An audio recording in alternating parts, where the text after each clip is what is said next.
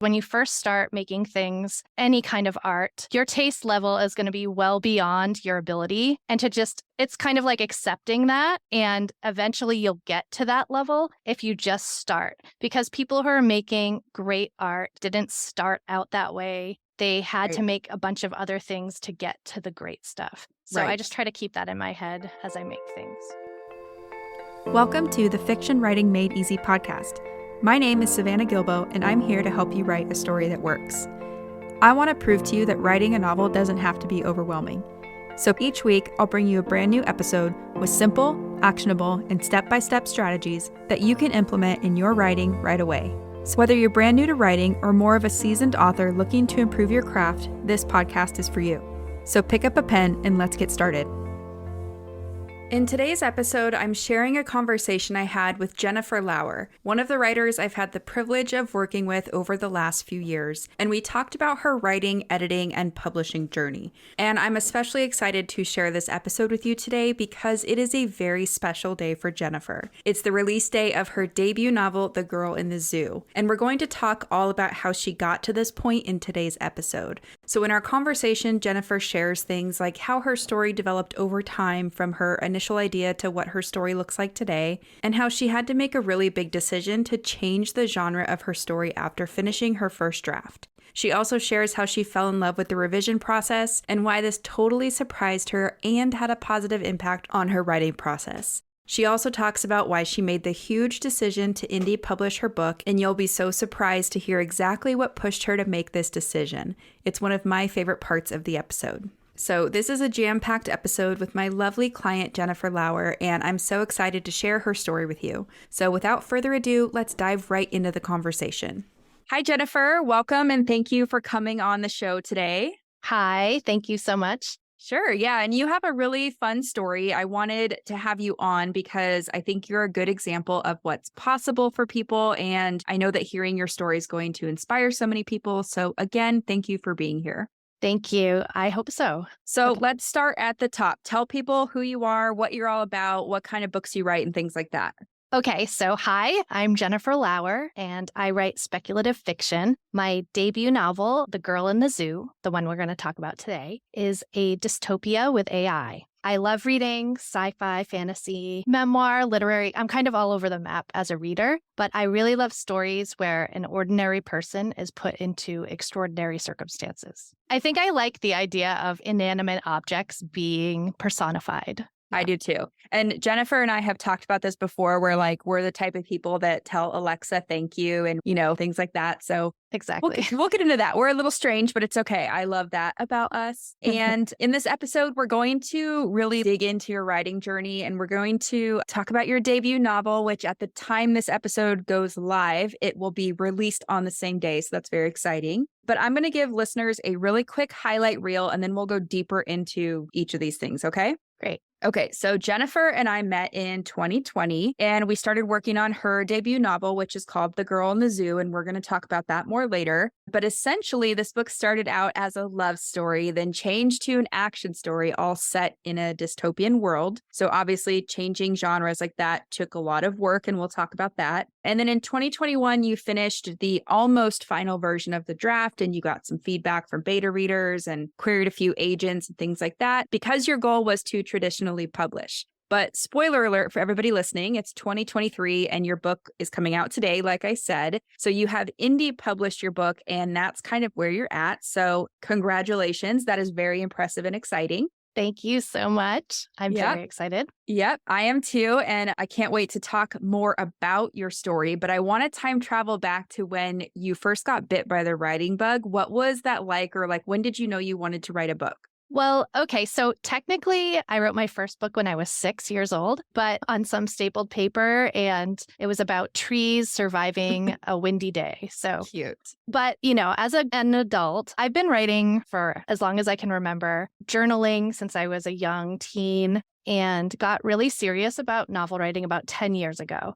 I had been an actor, and then I had kids, and I was still wanting to create stories. And so that transition kind of turned at that time of my life. And my first novel I started was a NaNoWriMo novel. And that one lives in a drawer to this day. Yep. And do you ever think you're going to go back to it someday, or is that a forever drawer novel? I mean, there's one piece of that book that I still think about. So maybe it's kind of like a cozy fantasy, which is now a thing. Yes. So I do think about maybe bringing that back. That's fun. Okay. So maybe someday in the future, we'll have an episode where we're talking about your cozy fantasy that was an NaNoWriMo that lived in your drawer for like all these years. Yes. We'll see. Okay. And so then when we met in 2020, this is when you needed some help with what is now your debut novel that we're going to talk about later. But to set the stage for everything, can you give readers a quick summary of that story? Yes. So Mirren thought she was the last human on Earth captured during the AI takeover. She's being held caged in a zoo and suspects her guard, Borgie, is becoming sentient. When they introduce a feral man they want her to mate with, she realizes she's not alone. Now she could be in more danger than ever. When Mirren discovers secrets about the zoo and how she got there, she's determined to survive. Aided by a feline companion and an unlikely love, Mirren must face forced proximity, emotional scars, a deranged scientist, and robots gone awry. Will she finally escape the zoo? Okay, that is so cool. And it gives me a little bit of goosebumps because I remember the very early version of this. And it's just cool to see it like, wrapped up in a nice little bow on the back cover of that book.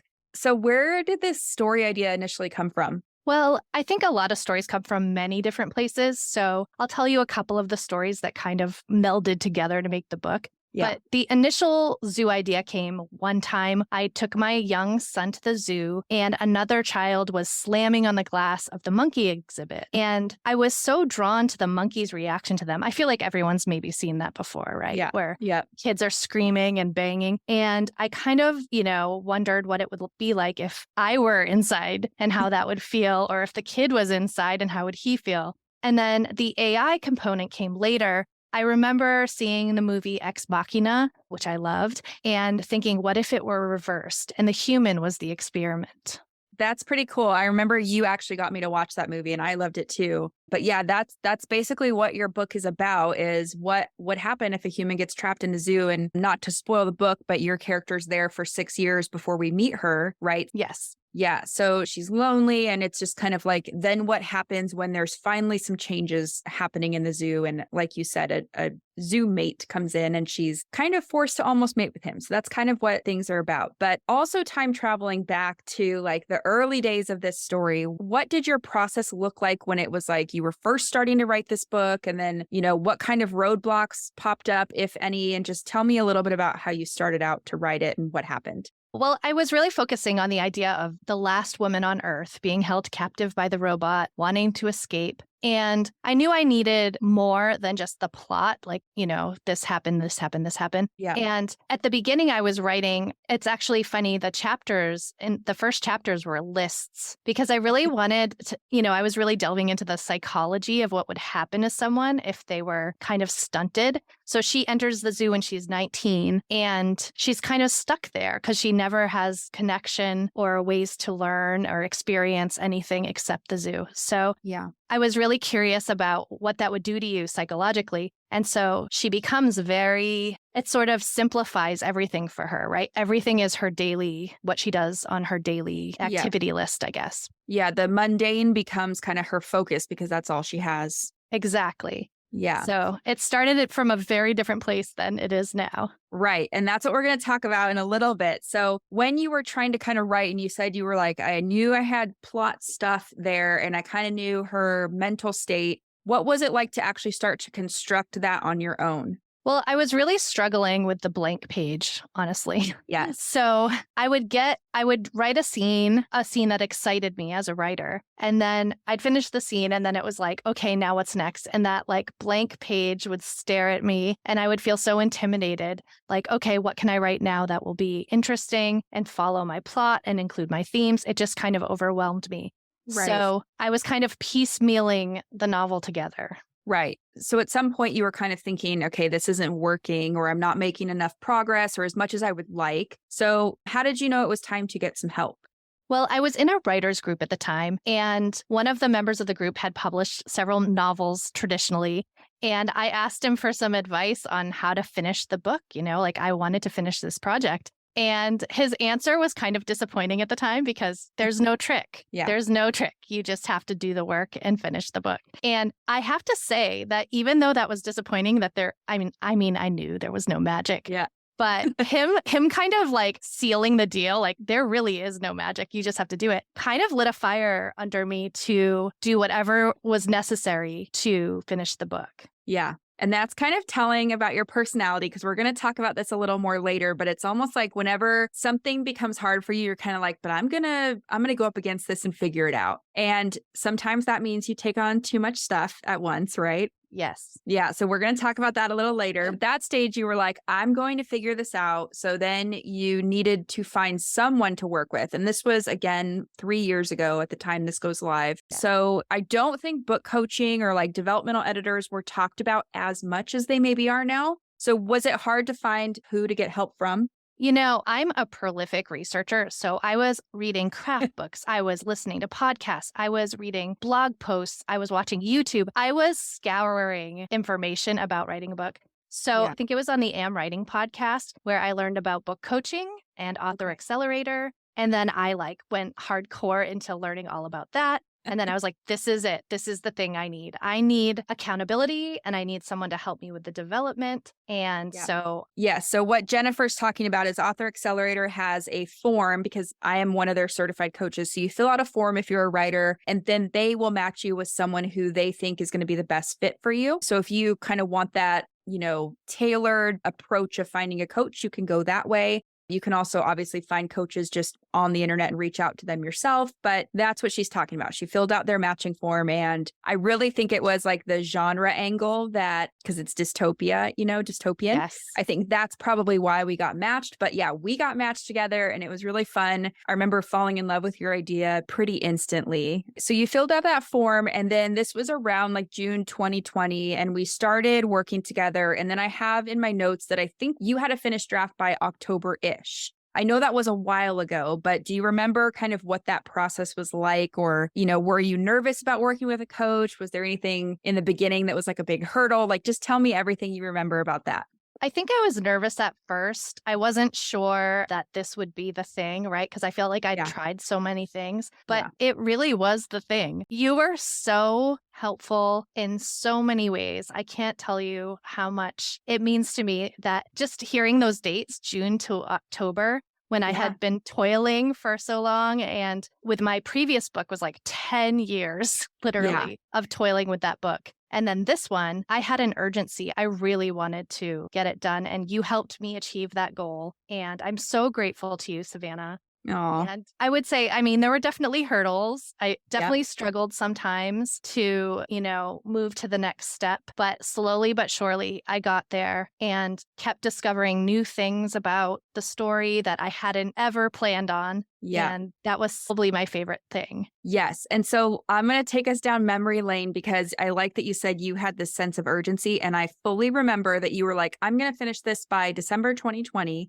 And you had this like really hard date in mind. And we didn't really, we had a finished draft, but it wasn't fleshed out. I want to say it was under 40,000 words or around there, right? Yeah, I think it was like 45. Something around there. Yeah. And so we knew that we had to figure out how to expand the story and flesh things out because there was a couple things we had issues with that we were like, we don't really know how to solve these problems until we get to the end. So one of them, if you remember, was we kind of pinned this as a love story between Mirren, who's your main character, and Pedro, who's the feral man that gets brought in that they try to force them to mate. And then we realized, okay, this is about more than that. It's about her survival and how she's going to thrive in this zoo and how she's going to get out, right? Yes. And so what was that like when, do you remember that realization of like, oh, great, we need to change the genre? That's probably going to mean a lot of things we need to work through. Yeah. I think initially I was kind of like, I didn't feel solid that this was a romance novel. Yeah. But that was my strongest character development part of the story that I had figured out.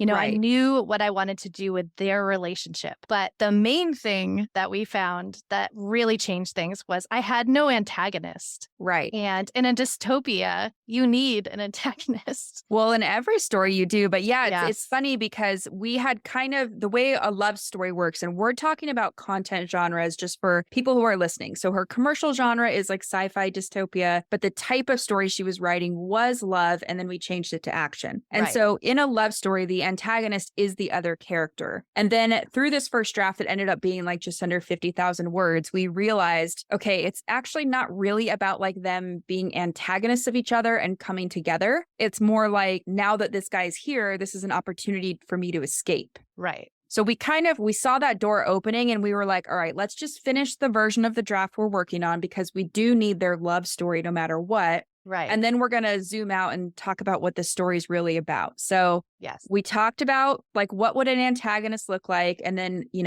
at some point that was Borgie, your main AI caretaker. yes. And then it became a new character that I remember you kind of had to like journal about, who is this guy that's coming to my brain? It was a mad scientist. Yes. Eventually his name became Dr. Draven, and I won't spoil anything about him, but it was really fun watching that happen because once this flood of ideas about Draven came into the picture, it was almost like we knew how to fill in the missing gaps. Do you remember that? Yes.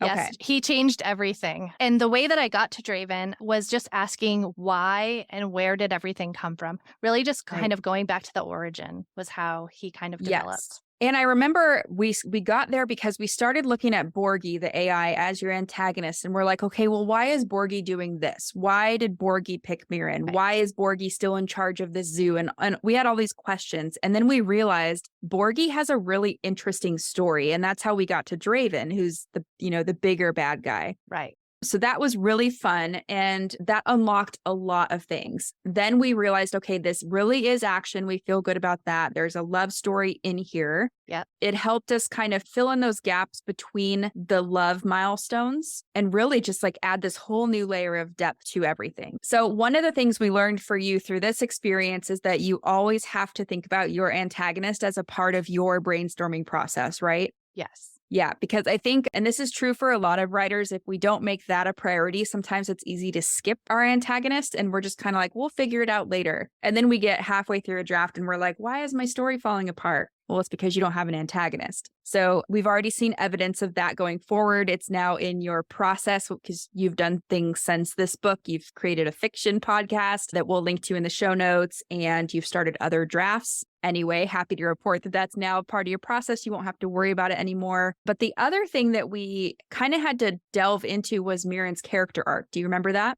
Yes. Okay. And so at first, there were kind of multiple versions of who Mirren was trying to be. And it was almost like once you got to the end of that first draft, you had a much more clear idea of who she needed to be at the start. Yes. And part of this process to figure out her internal arc was we wrote an obituary for Mirren, or you did. Yes. I actually wrote an obituary for Mirren and Borgie and Draven. Right. Because it helped you, if I don't want to put words in your mouth, but I remember you saying it helped you figure out like what people would remember about them was kind of how you wanted the book to end. Yes. And so it really helped clarify things. Right. And so then what we did is we said, okay, if we know this is the tone of the ending of the book and like where their arc's going to end, even in the future, how do we start the story with that type of, starting point? Yes. And so those were kind of the two biggest things I remember, other than your fear of the blank page, which, we can talk about that a little too, because I know a lot of writers feel that way. How did you start getting over that? Or do you remember what we had you do? I think that, the accountability of having to have pages to you on a certain day was really helpful for me. I know that for some people that works and some people that doesn't work, but that really did having you, expecting them. But also, I really over the process, this didn't happen right away. But by the time we finished, I really have a solid feeling that writing a really crappy trash version is okay.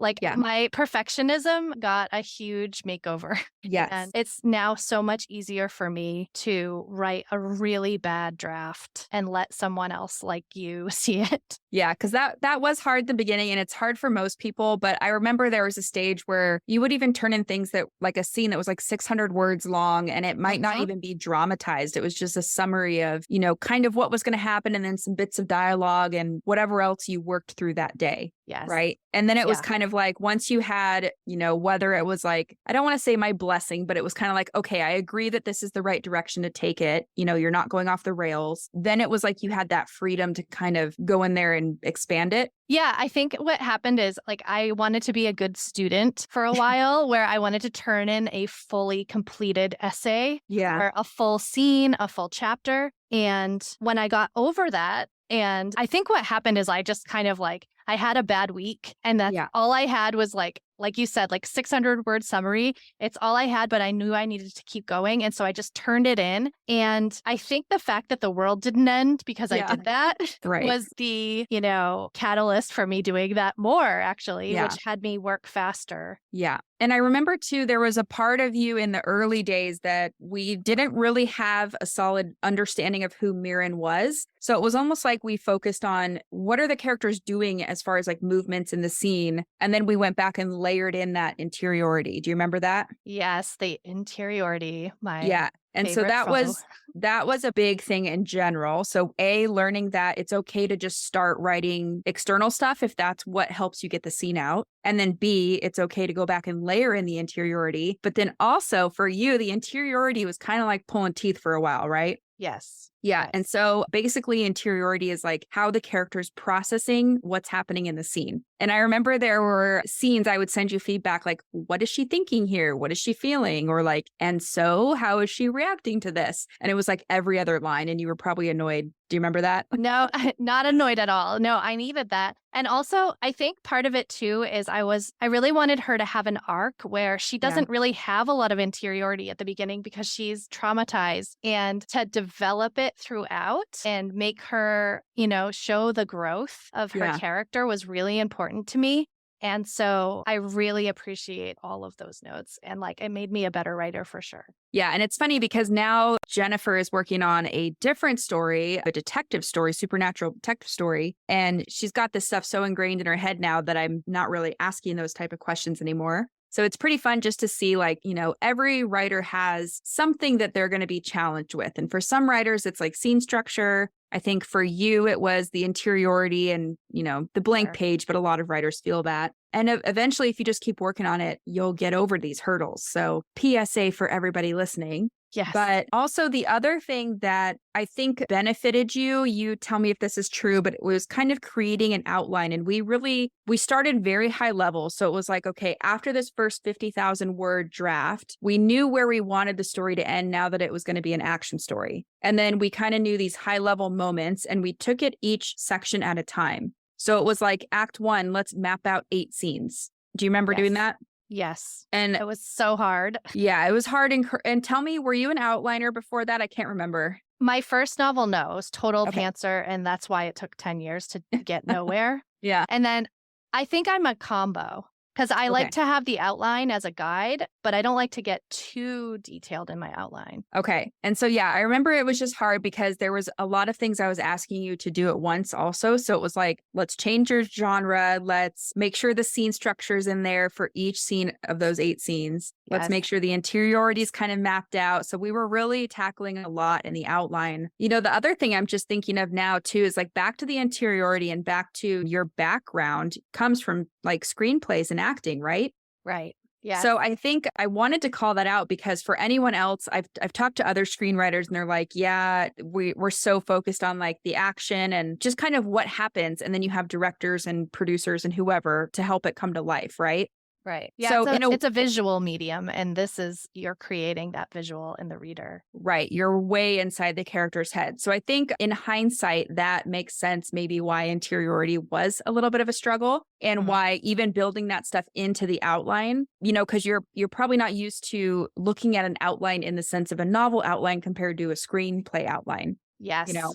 Yeah. So you wrote another draft, and this was like in the beginning of 2021, you started rewriting. I think this draft took us almost to the end of 2021. Yeah. But I don't think that whole 12-month period was one rewrite. I think we stopped somewhere in the middle because we had learned something about Draven or I don't know what. Maybe that was when we developed Borgie's backstory that was really cool.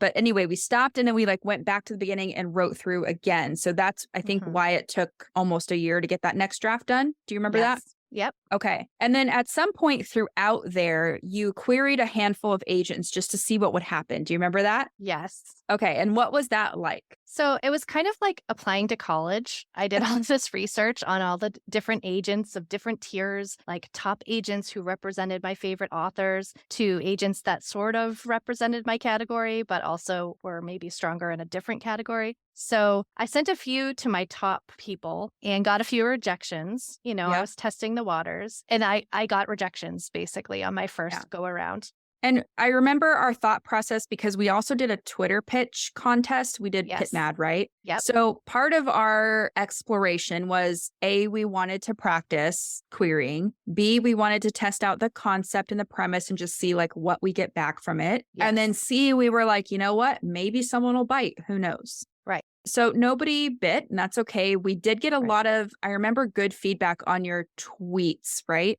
Yeah, I mean, the other people on Twitter, like the other writers and readers, were amazing and Yeah. made me feel so like sure about the story. They really seemed to like the pitch. So Yeah. even though agents weren't contacting me, hearing that, someone wanted to read that story was validating. Right. And then we're going to talk about kind of a similar thing in a little bit because there was somebody else who validated your idea, which was a really big thing. But we're going to pause that and come back to it. So then that was like 2021, just focused on rewriting. And then you ended with, a pretty good quality draft. I think we were over 70,000 words at that point, right? Mm-hmm. So you had really fleshed things out. And then in 2022, you got a manuscript evaluation from the folks over at the Spun Yarn, right? Yes. Okay. And so then, first of all, how did you know it was time to reach out to them? And then second of all, what was that whole experience like? Well, I think at that point I had rewritten it, like I say 7 times because I think Yeah. that's how many drafts I have saved for Yeah, most I of the believe it. chapters. And it's so funny because you think finishing a novel is like this big exciting thing, but I had that moment multiple times and I would tell my family like, I finished my book again. I Yeah. finished my book again. So the Spun Yarn is basically like hiring beta readers to give you this really detailed feedback. And I loved it. I thought it was a great resource because I wanted to have that really deep feedback. And a funny story that happened with Spun Yarn is because of the way that I write and I save each scene instead of writing it in one big document, I had left out a chapter in the version I sent to the Spun Yarn. And so all of the results I got back and feedback were great. And that like one big complaint was that everyone wanted to know this one certain thing that happens in the story. And I couldn't understand how they missed it. And I was like, maybe I have to make that chapter pop more. I have to really work on that chapter. And it turns out I had left it out completely. Yeah. So there was an entire explanation that was left out of the version they got. And even still, it did really well with the readers there. Yeah. And they really seemed to like it. So I remember it was so funny because both of us were kind of bamboozled. We're like, but this is in here. We know it's in here. We went back and looked. Yep. And then it was like, I don't know, days or a week later. And you're like, oh my God, I left that chapter out. I remember that. Anyway, that was funny. And then, the feedback from them was really great. They gave us they liked your story. They had some constructive things to say. So we took that. We both read through it. We talked about it. And then we started to make a to-do list of what we were going to implement. Yes. Another rewrite. Another rewrite. Yeah. So then what were the revisions like at that stage? Do you remember? I have to say, I learned to love revision at that point. I really enjoyed going back in when I only had like small details and when I was like highlighting things and making things thread together. That part was really like when people say they love revision, I get it now. Yeah. I think before I thought revision was going over on a line edit over and over your chapter, trying to make it better, which was what I had done previously. And that is not revision. That is not what I was doing. I was just spinning in a line edit. Yes, I was polishing and it wasn't very fun because I hadn't been done with the whole document. But when you have a full, complete manuscript that you're revising and making better, I just loved that experience. Yeah. And I remember at some point when you were starting to realize that, we were like, okay, can we I say we as in me and you, we were talking about how do we use this as a motivation tool? So one of the things I kept saying was something like, okay, how do we use this as a dangling carrot where like, if you just get through the blank page, then you can revise it. And I remember that started to become exciting for you. Yes, it totally did. Yeah, which is kind of funny. And I say that because if anyone else is feeling the same way that Jennifer did about like, it's so hard to get over that blank page. Well, once you get over that blank page, then the fun part happens where you can, it's kind of like having a block of marble and making it a statue. Right. That's like what revisions are. So after that, we had a finished draft that we felt relatively good about, right? Yes. Okay. And so then at this stage, you still wanted to traditionally publish. Yeah. But we already spoiled this and you have indie published. So tell me, how did we get there? Okay, so I was like a lot of writers. I had the dream of having a big publishing deal with a traditional house, and I did all my research. I knew that that's what I wanted. But, when I was doing all this research, I was learning a lot about indie publishing, and it was pulling my attention like, oh, that does sound really appealing to me. And I think I kept asking myself, why? Why do I want to traditionally publish? That's really the question I came down to. And then I realized that if I was being completely honest with myself, it was to have that external validation. I really wanted that someone would pick my story or say that my story was good enough to be published. And the cons, though, of traditional publishing for me were how long it takes, By the time you get the agent to the publishing deal, if you're lucky enough to get that, like every time is like this big chance, a risk you're taking. And then it takes years, right? And I, again, like we talked about before, I had this urgency. I wanted to make this story and get it published, and I wanted to move on to the next story, Right. And also I really was attracted to the idea of maintaining my control of my story, my IP. And so I pursued traditional publishing and I sent out my queries, my first batch of queries, and I sent it to the podcast, The Shit No One Tells You About Writing, which I love that podcast, by the way. Yeah, and we're both big fans. We'll link to it in the show notes. Huge fan. And during that time that I submitted, I did get a request from an agent, and that podcast was going to go over my query on the podcast. And I was so excited and nervous and fully expected to just like get all this feedback because they're so constructive. If there's something wrong, if whatever. And they were very constructive with my query in my first 5 pages. And not only that, but hugely validating. All 3 of them understood my story and got it. I could tell by the questions they were asking, and they guessed some of the plot without even knowing. Yep. And I just felt so seen and validated, like what I was trying to get from traditional publishing, just by their podcast getting it.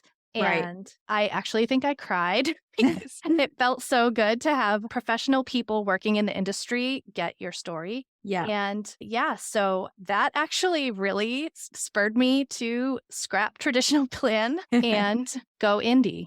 Yeah. And so let me back up, because for those of you who don't know, that podcast, The Shit No One Tells You About Writing, they have a segment where they will basically look at a query letter in the first, 5 or 10 pages. I think for you it was 5, right? Yes. And they go through it, and because they're agents and they're also, some of them are writers and things like that, but they go through it with a critical eye and they give you advice for here's how to make it better, or here's what doesn't work, so that you can then have a better chance at querying. So Jennifer submitted to that. And like she said, she got, first it was awesome. They even picked her story. And then also she got constructive feedback and some questions. And when she says that she feels like they understood it and they felt seen, I think, Jennifer, correct me if I'm wrong, but that was like, okay, my story is working. It's doing, even though there's things I need to tweak, it's doing what I want it to do because these people who are professionals get it, right?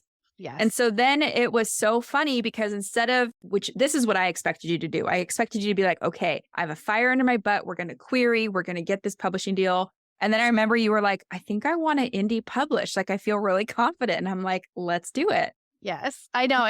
It's maybe the opposite of what I expected of myself as well. Yeah. And it was so cool because I think just knowing you and knowing the way that your mind works and how you like to have that creative control, and you kind of are an entrepreneur anyway, you have that spirit. Mm-hmm. So it really makes sense for you to indie publish, and you've gone through that whole process by yourself pretty much now, right? Yeah. I mean, obviously, I've had a lot of collaboration and I've had your help, which has been invaluable. And the amazing cover designer, Dinah Cow, and the copy editor, Barbie from Monocle Editing, and the spun yarn feedback was so Yeah. helpful. And the shit no one tells you about writing, their feedback. I took all of that feedback into my rewrite Yes. before I got to copy editing. But yeah, I have loved the process, even though it has gone in a totally different direction than I planned. Yes. And so, like I said earlier, at the time this episode airs, your book will be available to the world. And was there any like roadmap or checklist or anything you were following to make all that happen? I kind of made one from all of the research that I'd done. I love Joanna Penn and Yeah. her self-publishing series. And yeah, I've read lots of books and anything on the subject I've written down. You've given me a lot of helpful lists and advice and things you've learned. I think there was a checklist too from Jane Friedman. Is that right? That we kind of Yes. integrated. So I just wanted Love to her. ask because I'll gather some of these resources and put them in the show notes. But Absolutely. yeah, Jennifer's a huge researcher. So she went down the rabbit hole and just kind of made this like, here's what I need to do when, and then just kind of went after it. And yeah, like now it's available when this episode airs and it's Oh so my gosh. exciting. And we will link to like where you can check that out, where you can learn about Jennifer in the show notes. But how do you feel now that you've like been through the whole writing and editing and indie publishing process? I loved it. I loved the process. And in retrospect, I can appreciate all of the steps now. Yeah. When you're in it, not so much. But Yeah. now that I look back, I can't wait to start over and do it on the next project. Yeah. And that was going to be my next question is like, how do you feel about writing a book? Do you think it's going to be easier now having kind of gone through this whole thing? Or, are you feeling excited like you have tools in your toolbox? Yeah, I don't know if I think it'll be easy Yeah. because I don't expect that at all. But I definitely am really excited about it. And I feel like I have so many more tools. And I kind of look at this like in the long game, like every book will get better. I'll learn Yes. new things each time. And so I'm just really excited. Yes, that's awesome. And I asked you before we recorded this if you could boil down the whole experience into like 3 key takeaways that we could share with listeners so that, they can see these same kind of results. What were those big aha moments or those big lessons that you took away from this entire process? Okay, my 3 lessons are number 1, write a dirty, messy, rough draft. I couldn't quite understand that until I did the second project after I finished The Girl in the Zoo. I was such a perfectionist, and now I get to write the worst possible trash, just get to the end. That's what Yeah. I did with my draft over this summer for my next book. Yeah. And I am always sensitive towards the word trash. I know what you mean, but I will just vouch that like nothing you write is trash. Right. It is just a little messy and it's how you're fleshing it out to yourself. Right. But I think I need to tell myself that Yeah. it's bad in order to like let it out. Well, and I was going to say, it almost like lets you forgive whatever you write too. It's Yes. like if you're if you okay with expect using lowest that common label, denominator. Yeah. Yeah. So if you like using that label, that's fine. But, for some people, they're going to be a little more sensitive to that word. So I just like to say it's okay if we don't call it trash. Yes. Okay. Right. So Just what's right. number 2? Okay, number 2, revision is my favorite, and I didn't really think this was true until I was properly revising. Yes. So after the draft is complete, going back over the big work and adding all of the small details and putting the threads in, that was delightful. Yes. And you really did have fun. And I remember you would like text me random times and being like, I just figured, XYZ out. And I just figured out how to bridge this gap or to highlight a theme in this chapter or whatever it was. But you can't really do that until you see the whole picture, even if that picture's messy. Yes, and it's so true about your taste being above your level when you're starting and like the whole Ira Glass thing. Yeah. The themes I wanted to put in this book were so heady and I didn't even know if it was going to be possible. And I'm so happy with the fact that we were able to put in what I wanted to say with this book, even though I wasn't sure I was at that level yet to get put it in there. Yeah. And explain what you mean just for people that aren't in our heads about that Ira Glass thing and the taste level. Yeah, there's a famous Ira Glass quote. I'm sure you could Google it because I don't want to like mess it up. Yeah. But basically, he says just make your stuff because when you first start making things, any kind of art, your taste level is going to be well beyond your ability. And to just, it's kind of like accepting that. And eventually you'll get to that level if you just start. Because people who are making great art didn't start out that way. They had Right. to make a bunch of other things to get to the great stuff. So I Right. just try to keep that in my head as I make things. Yeah. And I remember we talked about that multiple different times because we're both perfectionists. We're both recovering perfectionists. Yes. And it's like the stories that we read, we just think are amazing. And then we look at our own stuff and we're like, that's probably where that trash word comes in, right? Because we're like, that is terrible. But we're never going to get to that level of our taste if we don't just keep plugging away and getting better. Exactly. So I think that is awesome. But okay, so take us into number 3. Okay, number 3 is about collaboration. There's the stereotype of the lone writer toiling in obscurity. And I'm sure there is some of that. I mean, I did spend a lot of time alone, but I think you make the best work when you have people collaborating with you. And for me, it was having a book coach and you as an editor and good beta readers, friend. You can have classmates, anyone to bounce ideas off of. Even just having coffee with a friend who's interested in talking about your story could be hugely helpful to you figuring out what you want to do. And I remember there was one time that your son had a good idea for you. And how old is he? At the time, he was like 11 or 12. Yeah.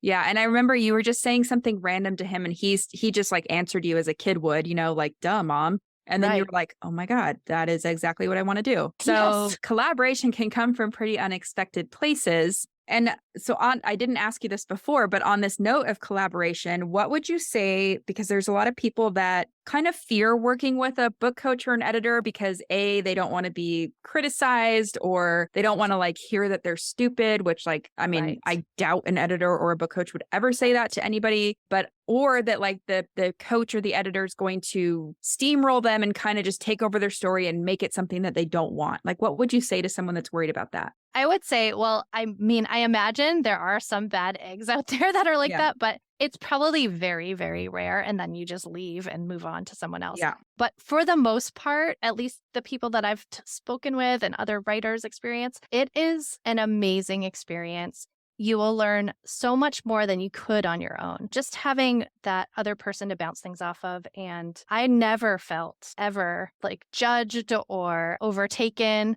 I always felt very much in control of my story. And just like anything that was added by an editor was like accentuating that story. Yeah. And I think that's a good point is like finding someone that, well, there's two things. Finding someone that you can say, no, I don't like that idea or I don't like that suggestion and here's why. So someone that is also willing to kind of catch or throw and catch with you, right? Yes. And then also finding someone that you can kind of share your vision with who then is going to be on the other side, kind of reflecting that back to you, saying, well, if you want to do X, then here's how we're going to do that. Or we could do Y, but then that might change your vision a little bit. So it's kind of, I always think about it as like, it is a collaboration, it is a partnership, but it's more like for me personally, I'm here to help the writer execute that vision. And they're the one in charge of the story, Right. Yeah, I think the thing too to remember is that most people have their own stories they want to work on. Yeah. They're not really interested in taking yours. They have their own thing they're doing. Yeah. I know a lot of people are worried about, should I copyright my first draft and things like that? And it's, again, there are some bad seeds to everything, right? Right. But in general, yeah, people are mostly, I'd say, too busy. And honestly, this is like a thing people ask me if your book coach or your editor doesn't have some kind of clause where it's like the story belongs to the writer, you can ask for that. You can ask for that in their terms. But yeah, right. Anyway. So, okay. So now I have a question. If you were giving advice to the Jennifer that was just starting to write a book or another writer who's just starting out, what would kind of that one piece of advice be? I know I've said this earlier, but it's really to do whatever it takes to finish a draft. Yeah, even if it's messy. Even if it's messy and you skip to the end and write the ending and then go back and finish it, whatever you have to do, just finish it. And then the other thing, advice-wise, the thing that helped me a lot was just saving the story in scenes rather than the whole big document. That was really overwhelming to me. And then to go back to change things around or fix things, having every scene in a separate file made it so much easier. I don't know why I didn't think of that until I started working with you, but that changed my whole writing experience. Yeah. Because it's so much easier to go back in and like work on one scene. Well, and I think that's actually funny because it's a good point that like whatever is overwhelming you, whether it's the document size, whether it's like some people get overwhelmed, how am I going to flesh out all these characters? It's like just break whatever it is down into smaller chunks. And that usually will take almost all the overwhelm out of the process. Like for you, it was just saving files differently. I know. And it's so Yes. funny in hindsight, but in the moment, it was a big deal. It was huge. Okay. And so the other question that I always like to ask people, and this is our last one, and maybe we'll wrap it up, but did you have any of like writer's block? We talked about perfectionism. So I know you had that, or did any like imposter syndrome? All of those. Yes, Okay. of course. And then like, how did you deal with that? With writer's block, again, this is kind of a thing I heard another author on a podcast say, and I can't remember who it was. So if you're out there, thank you for this tip. But it was actually opposite to anything I would think, which is to stop journaling. Because I was a heavy duty journaler and for my whole life. And what I realized is when I'm in the process of writing a novel or a big project, I need to stop journaling because I was giving all my writing mojo to the journaling and that was blocking me. I felt like I had writer's block when it came to the book. But really what it was is like I was just out of juice. Yeah. And so that was a huge one for me. I don't know if that helps someone else, but Yeah, that makes a lot of sense, actually. And then imposter syndrome, I like to imagine that like in the metaverse, my author self is just a version of me. And, that helps take the pressure off. That's kind of a weird way to deal with imposter syndrome, but that's fun. the way I deal with it. Is it's like it's almost one like of my Spider-Man. You're putting on a costume when you sit down to write. And that's actually really cool because it's almost like the Jennifer that can't touch is your real Jennifer. Yes. Yeah, that's pretty interesting. Okay. And so then let's see. So we're going to link to kind of all the different projects that you have out there. You have a fiction podcast, which we didn't talk about, but we will link to that. You have a book that will be out the day that this goes live. You have a website, but tell people, are you on social media and where can we find you on social media? Yeah, I would say on social media, Instagram is my main at Jennifer Lee Lauer. I had to use my middle name, Lee. Yep. But yeah, Instagram is probably my main social media, but I am on Twitter and TikTok. Okay. And what's your website? My website is jenniferleelauer.com.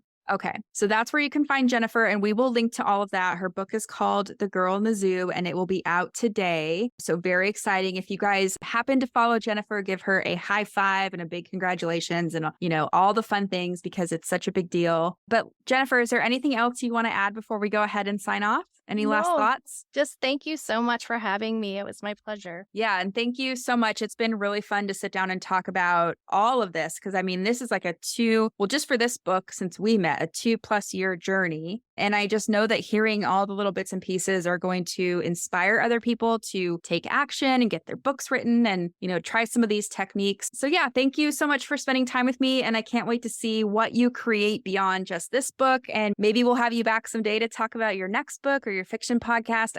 Who knows?